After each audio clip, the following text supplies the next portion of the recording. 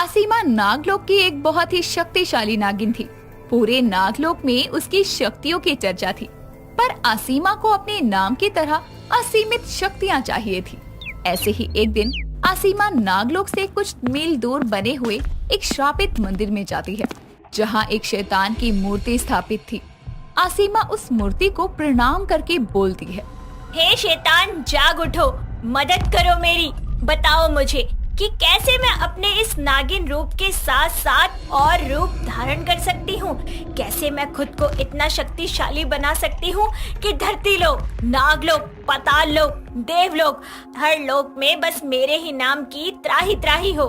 आसीमा के इतना कहते ही शैतान की मूर्ति की आंखें चमकती है और उसमें से एक डरावनी आवाज आती है। देखो आसीमा, अगर तुम शक्तिशाली कई रूपों वाली नागिन बनना चाहती हो तो पहले तुम्हें शैतान को खुश करना होगा। उसे अपने लहू का अभिषेक करवाकर तब करना होगा। तब शैतान तुम्हें एक ऐसा तिलस्मी खंजर देंगे जिसके वार से तुम जिस भी राक्षस, देवता या किसी भी शक्ति पर वार करोगी तो उसकी मौत निश्चित है। साथ ही उसका रूप और शक्तियाँ भी तुम्हें मिल जाएंगी। जो हुकुम शैतान। शैतान के कहे अनुसार आसीमा वैसा ही करती है। सबसे पहले वो शैतान का खून से अभिषेक करती है, जिसके बाद वो तप करने बैठ जाती है और एक लंबे समय तक तप करने के बाद आखिरकार शैतान आसीमा की तपस्या से खुश होकर उसे वो तिलस्मी खंजर देता है, जिसे देखकर वो खुद से कहती है, आखिरकार मिल ही गया मुझे मेरा तिलिस्मी खंजर। अब मैं केवल एक रूप वाली नहीं बल्कि विभिन्न प्रकार के रूपों वाली नागिन बनूंगी। अनेकों शक्तियां हासिल करूंगी। हर लोक में बस एक ही नाम होगा, आसीमा और आसीमा। इतना कहकर आसीमा नागलोक आती है और अपने पहले शिकार की तलाश करती है। तभी नागराज उसके पास आकर कहते हैं, आसीमा, जल्दी हमारे साथ चलो। क्या हुआ नागराज, आप इतने घबराए हुए क्यों हैं? वो बात ये है कि पाताल लोक के राक्षस भामा ने हम पर हमला बोल दिया है। आप चिंता न करें नागराज, जब तक आसीमा है नागलोक को कुछ नहीं होगा। तो आखिर मुझे मेरा पहला शिकार मिल ही गया। चलिए नागराज। इतना बोलकर आसीमा नागराज के साथ जाती है और देखती है कि भामा हर तरफ मुंह से आग निकालकर तबाही मचा रहा है। साथ ही उसके पास अपने आकार को जितना चाहे उतना विकसित करने की ताकत है। तभी आसीमा भामा के सामने जाकर उसे ललकार कर कहती है, भामा, इन कमजोर नाग नागिनों पर अपनी शक्ति क्यों दिखा रहा है? हिम्मत है तो मुझसे लड़, मेरा मुकाबला कर, फिर पता लगे कि तुझ में कितनी ताकत है। आसीमा की बात सुनकर भामा उससे युद्ध करने को तैयार होता है और दोनों ही एक दूसरे पर वार करते हैं और आसीमा के वार से भामा की हालत अधमरी हो जाती है, जिसके बाद वो बोलती है, नागराज और आप सभी यहाँ से चले जाइए। भामा को मैं अपने आप इसकी सही जगह पर पहुँचा दूंगी। आप बेफिक्र रहें और जो नाग नागिन घायल हुए हैं उनका उपचार करें। इतना कहकर आसीमा भामा को सभी से दूर उसी शैतान के मंदिर में ले जाती है और उस पर तिलस्मी खंजर से वार करती है, जिसके बाद भामा का शरीर वही नष्ट हो जाता है और उसकी सारी शक्तियाँ खुद धारण कर लेती है। और अब आसीमा अपने साथ साथ भामा का भी रूप धारण करने की शक्ति प्राप्त करती है। ऐसे ही वक्त गुजरता है। आसीमा शैतान की पूजा कर और कई तरीके के मंत्रों का जाप कर शैतानी शक्तियाँ तक हासिल करती है। ऐसे ही एक दिन जब आसीमा वन के रास्ते से होते हुए अपनी गुफा में जा रही थी, तभी कोई पीछे से उस पर वार करता है और कुछ देर बाद जब उसे होश आता है तो वो अपने आसपास देखकर कहती है, ये क्या है? मैं कौन सी जगह हूँ और मुझे ऐसे बेड़ियों में क्यों बांधा हुआ है? कौन लाया मुझे? सामने आओ। क्या हुआ नागिन, इतना क्यों मचल रही हो? जरा सब्र करो, सब पता चल जाएगा। आसीमा को ये लुक्का छुपी खेलना जरा भी पसंद नहीं है। जो भी है अभी के अभी मेरे सामने आओ। आसीमा के इतना कहते ही उसके सामने एक अर्ध नेवली आकर खड़ी होती है और कहती है, याद आया नागिन, कौन हूँ मैं? तुम्हें कैसे भूल सकती हूँ? अरे तुम्हारी तो मैं रग रग से वाकिफ हूँ।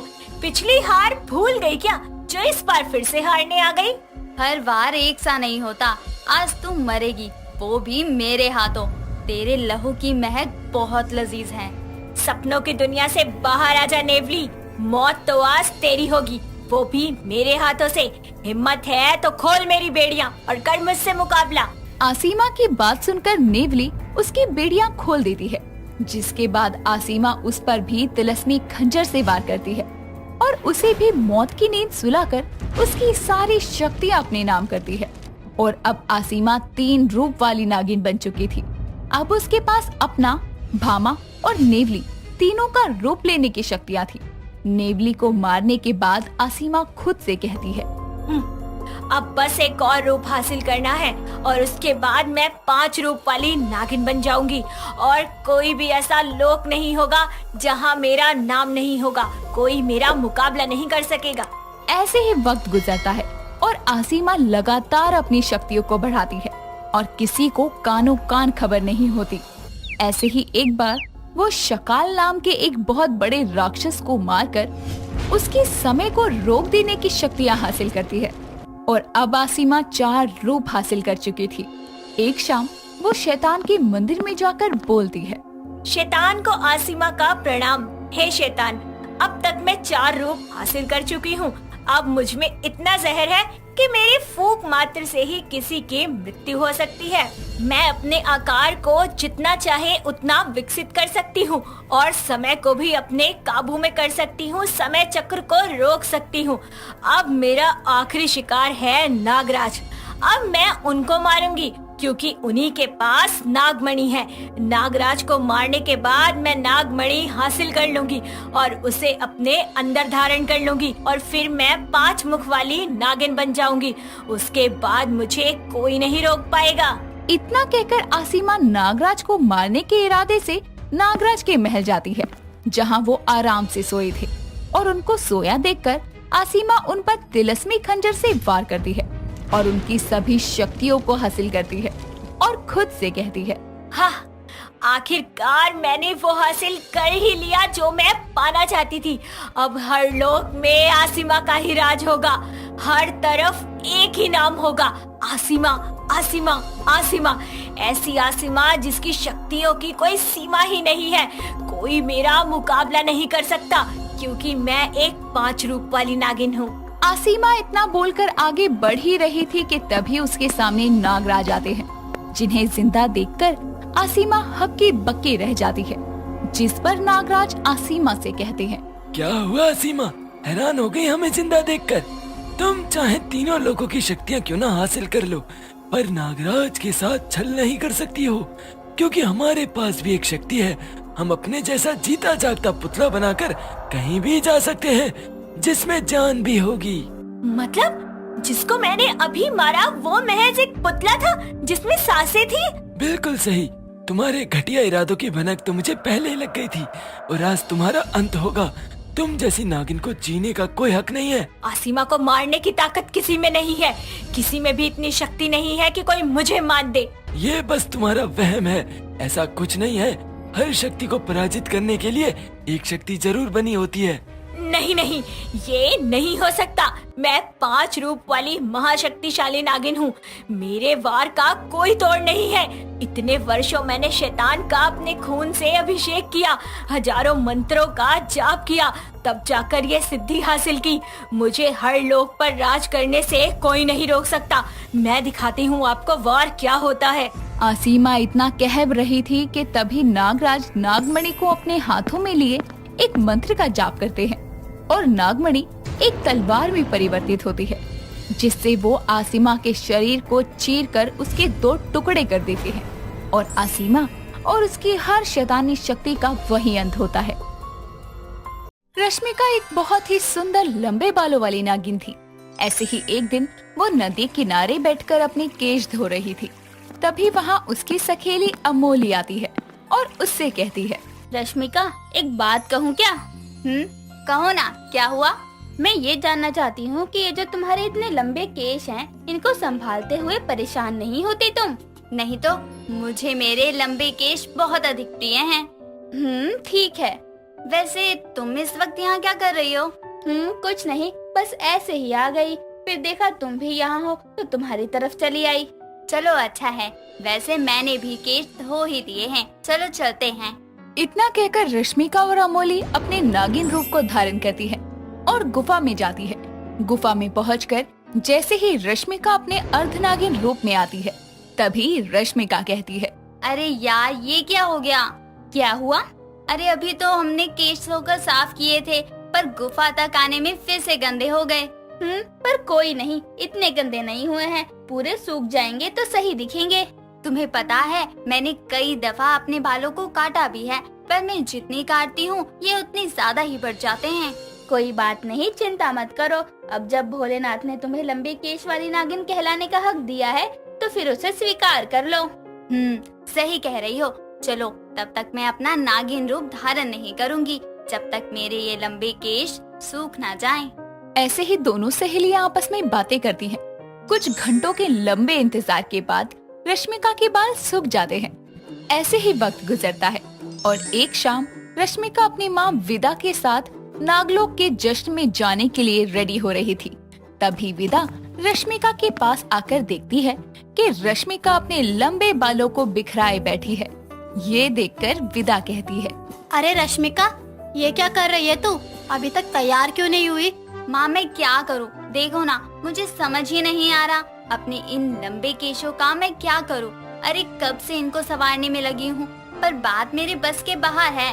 अरे बेटा, अब मैं क्या करूँ? तेरे बाल कटवाती हूँ तो भी उतने ही बढ़ जाते हैं, वो भी कुछ दिनों के भीतर ही।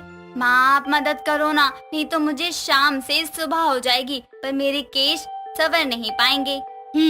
रुक जा, मैं करती हूँ कुछ। जल्दी करो माँ, नहीं तो जश्न में सारा जहर और दूध खत्म हो जाएगा। कर रही हूँ। विदा जल्दी से रश्मिका के बालों की चोटी बनाकर उन्हें बांध देती है, जिसके बाद दोनों माँ बेटी आराम से जश्न में जाते हैं और मजे उठाते हैं। कि तभी जश्न में रश्मिका के लंबे बाल देखकर एक केतन नाम का नाग उसके पास आकर कहता है, हे रूपवान घने केशों वाली नागिन, कौन है आप? मैं हूँ नागिन रश्मिका, और आप? मैं नाग केतन हूँ, जिसके आने की खुशी में ये जश्न रखा गया है। मैं ही हूँ नागराज का पुत्र, जो लंबी तपस्या के बाद वापस से नागलोक लौटा है। ओह अच्छा ठीक है। वैसे आपसे एक बात कहूँ? जी जी कहिए, क्या हुआ? आपके ये लंबे केश बहुत सुंदर हैं, पर जी पर क्या? पर भोलेनाथ की कसम आप इससे भी ज्यादा खूबसूरत हैं। जी बहुत बहुत शुक्रिया। वैसे अगर आप बुरा ना माने तो कल हम शिव मंदिर के पास वाले बगीचे में मिल सकते हैं। जी ठीक है, कल दिन के तीसरे पहर में आपको मैं वहीं मिलूंगी। इतना कहकर रश्मिका शर्मा कर अपने बालों को संवारती हुई वहाँ से जाती है। ऐसे ही अगले दिन वो अच्छे से तैयार होकर इत्र लगाकर केतन से मिलने के लिए शिव मंदिर के पास वाले बगीचे में जाती है, जहाँ केतन हाथों में सुंदर महकते हुए गुलाब के फूल लिए खड़ा था। तभी रश्मिका उसके पास आती है तो केतन कहता है, रश्मिका तुम्हारा बहुत बहुत शुक्रिया जो तुम मेरे कहने पर यहाँ आई। जी कोई बात नहीं। वैसे ये गुलाब किस लिए? ये गुलाब मैं तुम्हारे लिए लाया हूँ, तुम्हारे इन सुंदर केशों में लगाने के लिए। सत्य में? जी सत्य में। तुम्हारी इजाजत हो तो ये गुलाब मैं तुम्हारे बालों में लगा दूं? जी लगा दीजिए।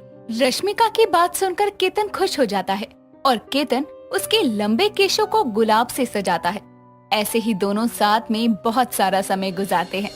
वक्त गुजरता है और गुजरते वक्त के साथ रश्मिका और केतन को एक दूसरे से प्यार हो जाता है और दोनों कभी कहीं तो कभी कहीं मिलने लगते हैं। ऐसे ही एक शाम जब वन में केतन रश्मिका की गोद में सर रख कर लेटा था, तभी रश्मिका कहती है, केतन हम दोनों विवाह कब करेंगे? अब ऐसे रोज रोज मुझसे छुपकर नहीं मिलना अच्छा लगता। बस थोड़ा वक्त और, फिर मैं पिताजी और माताजी को सब कुछ बता दूंगा। बस वो दिन जल्दी ही आ जाए जब हम विवाह के बंधन में बन जाएं। जल्दी आ जाएगा, क्योंकि तुम्हारे इन लंबे केशों की जो खुशबू है ना, ये मुझे तुमसे और ज्यादा दूर नहीं रहने देगी। दिल तो करता है बस इनकी आगोश में खो जाऊं और फिर कभी होश में ना आऊं। क्या बात है, आज इतने प्यार भरे शब्द कह रहे हो। जब प्यार इतना प्यारा हो तो प्यार भरे शब्द तो अपने आप ही आ जाते हैं जुबान पर। अरे ऐसा है क्या? इधर आओ, सीने से लग जाओ मेरे। रश्मिका की बात सुनकर केतन जल्दी से उसे अपनी बाहों में थाम लेता है और उनका ये प्रेम चित्र छुपकर अमोली देख लेती है और उसके तन बदन में ये सब देखकर आग लग जाती है। जिसके बाद वो खुद से कहती है, नहीं ये नहीं हो सकता। हमेशा से मैंने ही केतन से प्यार किया है, उसे पाने की चाह रखी है, उसके तब से लौटकर आने का इंतजार करती रही और ये रश्मिका उसे अपने लंबे बालों के जाल में फंसा रही है। नहीं नहीं, मैं ये नहीं होने दूंगी। रश्मिका के जिन लंबे केशों से केतन को प्रेम है, मैं ये केश ही नहीं रहने दूंगी। इतना कहकर अमोली गुस्से में काली पहाड़ी की तरफ जाती है और वहाँ से कुछ ऐसी जंगली जड़ी बूटियां लेकर आती है जिनका प्रयोग केशों पर करने से केश झड़ जाते हैं। बूटियां लेकर अमोली अपनी गुफा में वापस आती है और वहाँ बैठकर उसका लेप तैयार करती है और अगले दिन वो लेप लेकर रश्मिका के पास जाकर कहती है, अरे रश्मिका, कैसी हो तुम? मैं ठीक हूँ, तुम बताओ? भली हूँ एकदम। सुनो, मैं तुम्हारे लिए कुछ लेकर आई हूँ। क्या? बताओ। ये देखो, इस लेप को लगाने से तुम्हारे बाल बहुत ही रेशमी हो जाएंगे। अरे वाह, फिर तो मैं और खूबसूरत नजर आऊंगी। तुम ये लेप लगा लो, कल से असर दिखने लगेगा।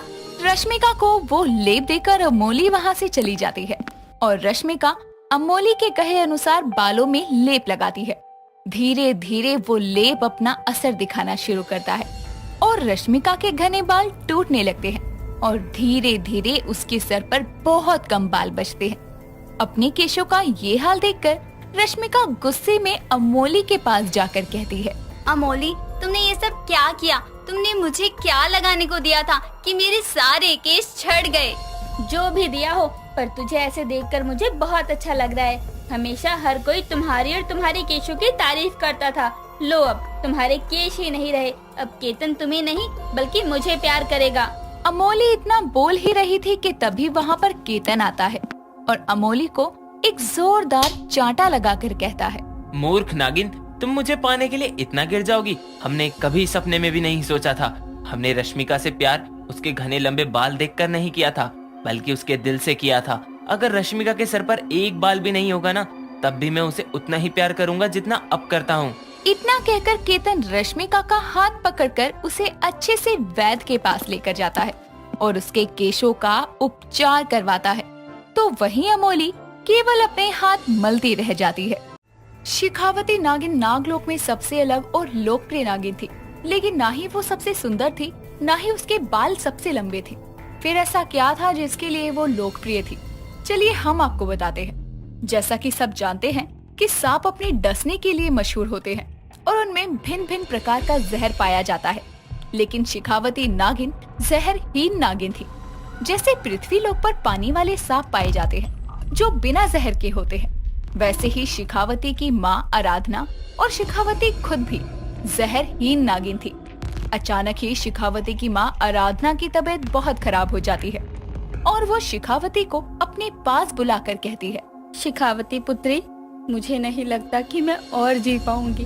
अब से तुमको अपना ध्यान खुद ही रखना है। माँ, आप मुझे ऐसे कैसे छोड़कर जा सकती है? मैं आपके बिना जीवन कैसे बिता पाऊंगी? ये सब सुनकर आराधना अपने जादू से एक तलवार प्रकट करती है और शिखावती को देते हुए कहती है, बेटी, ये सब तो ईश्वर की नीति है। अगर मेरा इस लोक में इतना ही जीवन लिखा था तो तू और मैं इसमें क्या कर सकते हैं? ये हमारे कुल की खानदानी तलवार है। अब से तू इसको अपने पास रखियो, ये तेरी रक्षा करेगी। तू इस तलवार का स्मरण करेगी तो ये तेरे गले में लॉकेट के रूप में डल जाएगी और जब तू इसे पुकारेगी तो ये लॉकेट से बदलकर तेरे हाथों में आ जाएगी। शिव ने हमको जहर की ताकत तो नहीं दी, बस ये तलवार दी है जिससे हम अपने प्राणों की रक्षा करते हैं। ओम नमः शिवाय। इतना कहकर आराधना तड़पते हुए अपने प्राण त्याग देती है, जिसके बाद शिखावती उस तलवार का स्मरण करती है और वो लॉकेट के रूप में उसके गले में आ जाती है। और फिर शिखावती आराधना की नाग रूपी लाश को नागलोक की विधियों के हिसाब से संस्कार करती है। दिन बीतते हैं और अब शिखावती बिल्कुल अकेली पड़ चुकी थी। वो नागलोक के एक नाग कैलाश को बहुत प्रेम करती थी। एक दिन वो बाग में उससे मिलने जाती है और जाकर कहती है, कैलाश, तुम तो जानते हो कि मैं तुमसे कितना प्रेम करती हूँ और तुम्हारे साथ अपना बचा हुआ जीवन बिताना चाहती हूँ। हाँ नागिन, मैं भी तुमसे बहुत प्यार करता हूँ और चाहता हूँ कि तुम मेरी जीवन संगिनी बनो। पर क्या पर कैलाश? अगर तुम मुझे पसंद करते हो तो चलो ना, हम शिव मंदिर में जाकर शादी कर लेते हैं। बात को समझा करो शिखावती। मैं नागलोक का एक जहरीला नाग हूँ और मेरे पीछे कई जहरीले नागिनें पागल हैं और मैं एक बिना जहर वाली नागिन के साथ विवाह कर लूँ, नाग समाज हंसेगा मुझ पर, मेरा मजाक बनाएगा। मैं बिना जहर वाली हूँ तो क्या हुआ? मेरे पास एक नागिन की तलवार है ना, जो किसी भी नागिन के पास नहीं होती। क्यों मजाक कर रही हो? हम नागों की रक्षा हमारा जहर करता है, ये खिलौने नहीं। मुझे माफ कर दो और भूल जाओ मुझे, हम कभी एक नहीं हो सकते। कैलाश नाग इतना कहकर रेंगते हुए वहाँ से चला जाता है और शिखावती खुद से कहती है, मुझे मेरी माँ पर पूरा यकीन है। अगर ये तलवार उन्होंने मुझे दी है तो इसका मतलब कोई न कोई कारण तो जरूर होगा। एक न एक दिन इस तलवार की कीमत अपने आप पता चल जाएगी। शिखावती अकेलेपन में टूट चुकी थी, जिसके कारण वो नाग सन्यासिनी बनकर शिव की तपस्या करने लगती है और उसका प्रेमी नाग कैलाश अनुरूपा नाम की एक जहरीली नागिन से शादी कर लेता है। कुछ वक्त बीतता है और एक दिन रास्ते में रेंगते हुए उसके पैर पर एक कांटा चुभ जाता है और वो अर्धनागिन रूप में आकर दर्द से करहाने लगती है। तभी कैलाश अपनी पत्नी अनुरूपा के साथ वहाँ आता है और अनुरूपा कहती है, तो कैलाश, यही थी ना तुम्हारी नागिन प्रेमिका जिसके पास जहर नहीं था, बस एक नागिन की तलवार है। हाँ यही थी। अरे वो तलवार शिखावती के कांटे से तो रक्षा कर नहीं पाई, किसी बड़ी दुविधा से क्या खाक करेगी। मेरे हिसाब से तो तुमने उसका चयन प्रेम प्रसंग के लिए करके गलती ही की थी। ये कभी तुम्हारे लायक थी ही नहीं। अब गलती तो इंसान के साथ साथ नागों से भी हो सकती है ना। चलो यहाँ से चलते हैं, कहीं ये हमारी जोड़ी पर नजर न लगा दे। कैलाश और अनुरूपा वहाँ से रेंग कर चले जाते हैं। ये सब होता देखकर शिखावती बहुत रोती है और रोते हुए अपने लॉकेट को उतारने की कोशिश करती है, लेकिन वो उसके गले से नहीं निकलता। जिसके बाद जब वो बहुत कोशिश करती है तो वो लॉकेट उसके शरीर में समा जाता है और उसके गले पर एक छोटी तलवार का खूबसूरत चिन्ह बन जाता है। और ये सब होते देखकर वो कहती है, हे शिव, ये कैसी माया है? आखिर तुम मुझसे क्या चाहता है? शिखावती ये बोलती है कि कुछ माह के लिए वो शिव की तपस्या करने एक पहाड़ी पर गुफा बनाकर रहने लगती है और 6 महीने की तपस्या के बाद जब वो नागलोक आती है तो देखती है कि चारों तरफ वीराना छाया है। तभी उसे सफेद वस्त्रों में अनुरूपा नजर आती है और उसे देखकर शिखावती कहती है, अनुरूपा, मेरी बात सुनो। ये नागलोक में इतना सुनसान क्यों लग रहा है और तुम इन सफेद वस्त्रों में क्या कर रही हो? मजाक उड़ा रही हो तुम मेरा? ऐसा क्यों व्यक्त कर रही हो कि जैसे तुम कुछ जानती ही नहीं हो? तुम तलवार वाली नागिन हो, भोली नागिन बनने की कोशिश मत करो, समझ आई? मैं शिव की सौगंध खाकर कहती हूँ, मैं 6 माह के लिए तपस्या पर गई थी। अब तुम मुझे बताओगी कि क्या हो रहा है? अनुरूपा ये सुनकर अपने आंसू रोक नहीं पाती और उसे अपने जादू से अपने कक्ष में ले जाकर कहती है, यहाँ दैत्य पेशावर का हमला हुआ है 4 महीने पहले। वो रोज रात को आता है और एक नाग या नागिन को उठाकर ले जाता है और मैं इन सफेद वस्त्रों में इसलिए रहती हूँ। वो मेरे कैलाश को भी उठाकर ले गया और खा गया। तो तुम लोगों ने उसे डसने की कोशिश कभी नहीं की क्या? तुम्हें क्या लगता है हमने कोशिश नहीं की होगी? उस पर किसी भी नाग नागिन का कोई असर काम नहीं करता। हम सब कोशिश करके हार गए हैं और आज तो वो नागराज पर हमला करके उनको ले जाने वाला है। मुझे नहीं लगता कि अब कुछ भी हो सकता है। नागलोक का अस्तित्व ही आज खत्म हो जाएगा। शिखावती ये सुनकर डर जाती है और तभी अनुरूपा के कक्ष में नागराज अपने सैनिकों के साथ आकर कहते हैं, अब तुम ही हो शिखावती जो मुझे इस नागलोक से बचा सकती हो। मैं क्या कर सकती हूँ नागराज? मैं तो एक बिना जहर वाली मामूली सी नागिन हूँ। मेरे पास तो ऐसा कुछ खास है ही नहीं। नहीं शिखावती, अब वक्त आ गया है कि मैं तुमको एक सच्चाई बताऊं। सच ये है कि इसी तरह के राक्षस ने कई साल पहले भी नागलोक पर हमला किया था और तुम्हारी माँ ने अपनी तलवार से उसका वध किया था। तुम कोई आम नागिन नहीं, एक तलवार वाली नागिन हो जो उसका वध कर सकती हो। हमने तुमको बहुत तलाशा लेकिन तुम अपने कक्ष में नहीं थी कुछ माह से। फिर मेरे दूत ने तुम दोनों को यहाँ आते देखा और मैं तुमसे बात करने यहाँ आ गया। अगर मैं अपने नागलोक को अपने प्राण देकर बचा सकती हूँ तो मैं ये कार्य अवश्य करूँगी। ये सब सुनकर अनुरूपा भावुक हो जाती है और खुद से कहती है, मुझे और मेरे पति को माफ कर दो शिखावती। हम दोनों ने तुम्हारा कितना मजाक उड़ाया था। मुझे और उनको नहीं पता था कि तुम एक चमत्कारी नागिन हो और तुम्हारा जन्म तुम्हारी माँ की तरह राक्षस का संहार करने के लिए हुआ है। मेरे जीवन में खोने का कुछ है ही नहीं। अगर मेरा ये बचा हुआ जीवन नागलोक वासियों के काम आ जाएगा तो मुझे बहुत खुशी होगी। वो सब बातें कर ही रहे थे कि तभी राक्षस पेशावर दहाड़ने लगता है और उसकी आवाज से पूरा नागलोक गूंज उठता है और सभी नाग नागिन कांपने लगते हैं। लेकिन शिखावती शिव का नाम लेकर बिना डरे उसके सामने जाती है और उसे ललकारते हुए कहती है, नागलोक का अस्तित्व मिटाने से पहले तुझे मुझसे लड़ना होगा, समझा? मेरी नागिन माँ की तलवार है ये और शिव का आशीर्वाद है। ओम नमः शिवाय। हे शिव जी, मेरा साथ देना। इतना कहकर शिखावती शिव का नाम लेकर अपनी तलवार को याद करती है और वो तलवार उसके शरीर से निकलकर उसके हाथ में आती है और ये सब देखकर पूरा नागलोक चौंक जाता है। जिसके बाद शिखावती बिना डरे अपनी तलवार लेकर उसकी तरफ बढ़ती है। वो राक्षस उससे बहुत बड़ा था, लेकिन अचानक ही नागिन का आकार उस जादुई तलवार के कारण बहुत बड़ा हो जाता है और वो पल भर में किसी मच्छर की तरह उस राक्षस को मसल देती है। और ये सब देखकर सब नाग नागिन हैरान थे कि जिस राक्षस को मारना नागराज के लिए भी असंभव था, उसे एक जहरहीन तलवार वाली नागिन ने मार दिया। ये सब देखकर सब उसके नाम का जयकारा लगाते हैं और नागराज उसकी योग्यता देखकर उसे अपनी नाग सेनापति नियुक्त करते हैं। और इस तरह अब कोई भी ना नागिन की तलवार पर सवाल उठाता और ना ही नागिन पर।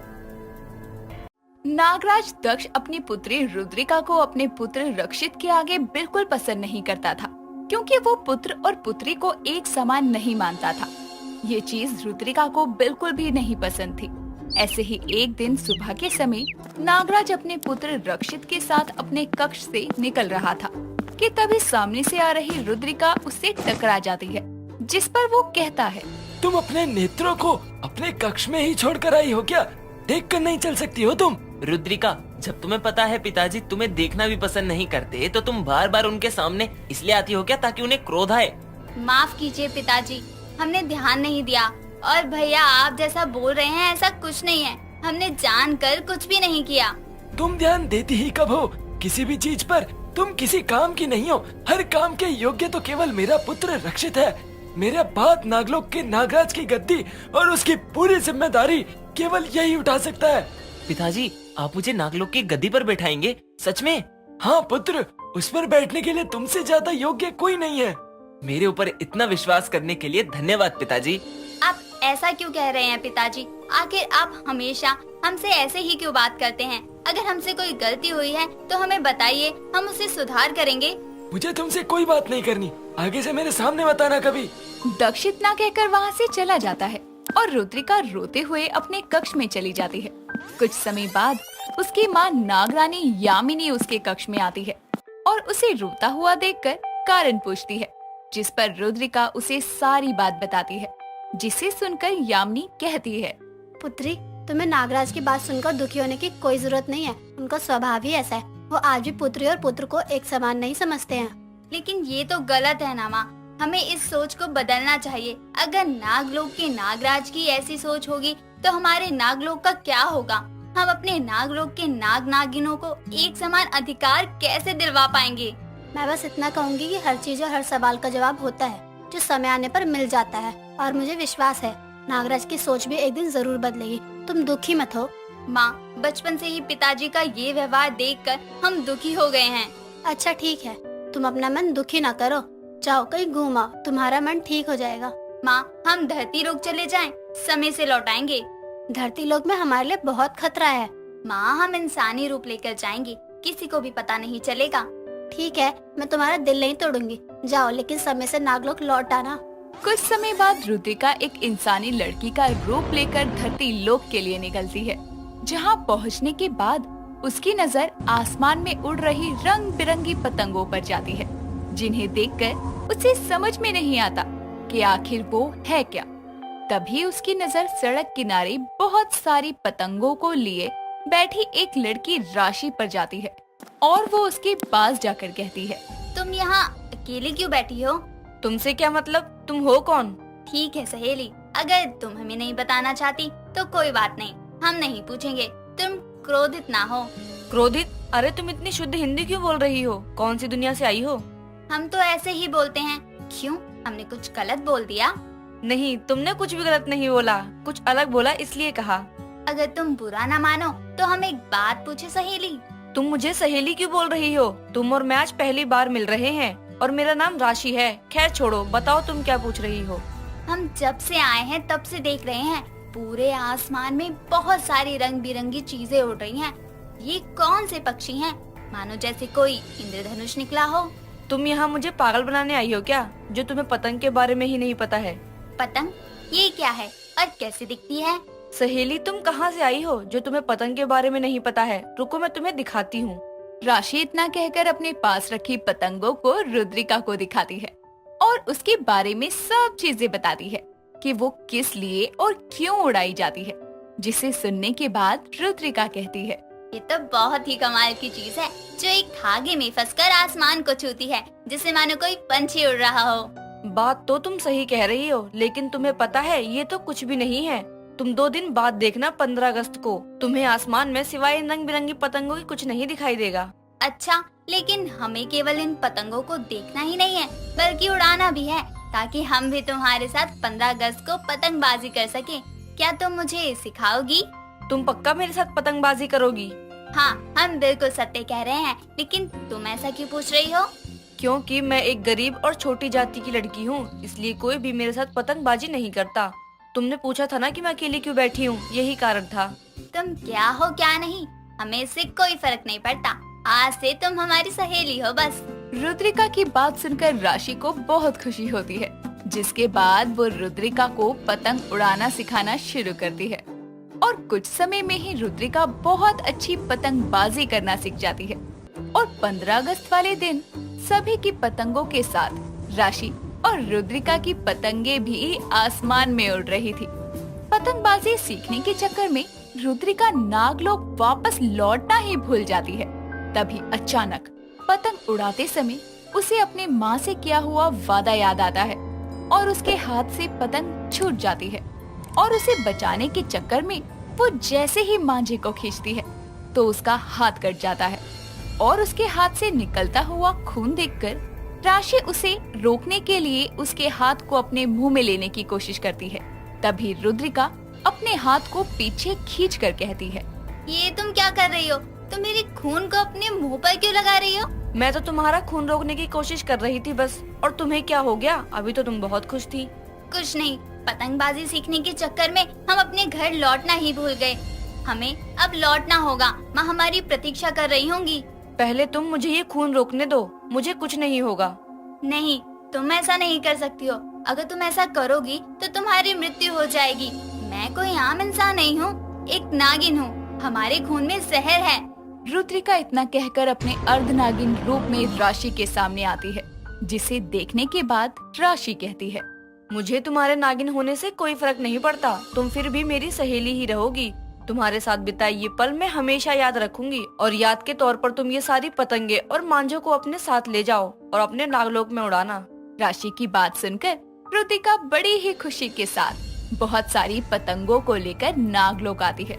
जहाँ पहुँचने के बाद वो देखती है कि सब नाग नागिन डर के मारे इधर उधर भाग रहे हैं।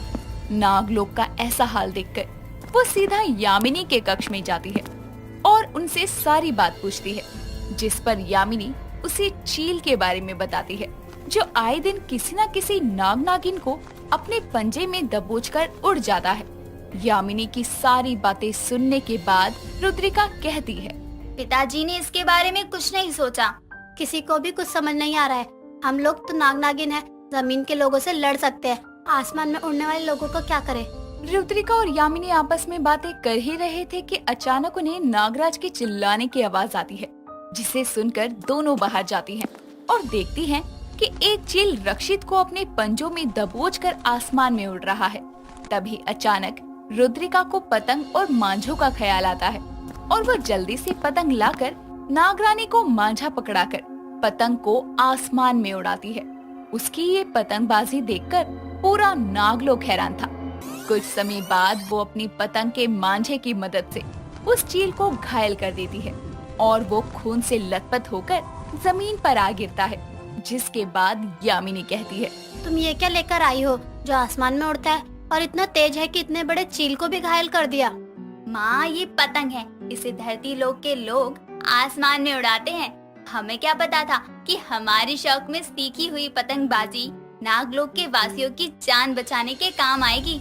देखा नागराज, आपने जिस पुत्री को आज तक प्यार से देखा तक नहीं, उसी पुत्री ने आपके बेटे की जान बचाई है, और जिस बेटे को आप अपनी राजगद्दी सौंपने वाले थे वो न खुद को बचा पाया और न ही नागलोक वासियों के।